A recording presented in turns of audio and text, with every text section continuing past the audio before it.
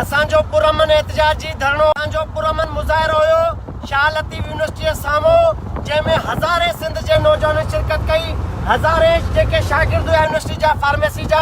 उन्हनि शिरकत कई असां ते पुलिस एएसपी इमरान जगवाणी में एसएसपी खैरपुर जे हुकुम ते वीसी परवीन शाह जे हुकुम ते हज़ारे माण्हुनि ते शेलिंग कई आहे तशद्दुद कयो आहे असांजी नियाणियुनि जी तज़लील कई वई आहे हिन वक़्तु छिड़छड़ कयो वियो आहे ऐं पुलिस जेका इन वक्त वीसी जी वंगारी आहे मूंखे हुन गिरफ़्तार कयो आहे ही मां मोबाइल में आहियां कोट जी थाणे में मूंखे ही पुलिस ज़बरदस्ती खई वञे मुंहिंजो नंढड़ो भाउ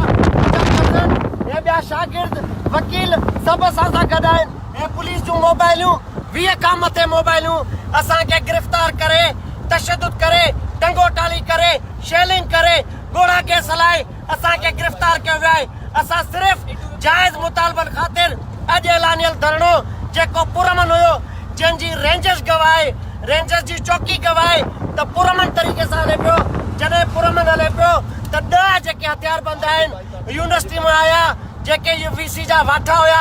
उन्हनि हमिलो कयो आहे सॼो पुलिस जे प्रोटेक्शन में हमिलो कयो आहे जॾहिं असां धरणे खे वधायो पए त पुलिस असां ते तशद्दुद कयो आहे लठबाज़ी कई आहे फायरिंग कई आहे असांजा माण्हू ज़ख़्मी कया आहिनि असांखे गिरफ़्तार कयो वियो आहे वीसी परवीन शाह ॿुधी छॾ तूं जेतिरी चालू हला तूं जेतिरी बि कर तूं पंहिंजी करप्शन न लिकाईंदी असां सभु मुतहद आहियूं दोस्त जेके ॿुधनि पिया फौरी तौर ते कोटे जी थाणे पहुचनि असां हिन धरणे खे कामयाब कंदासीं हाणे धरणो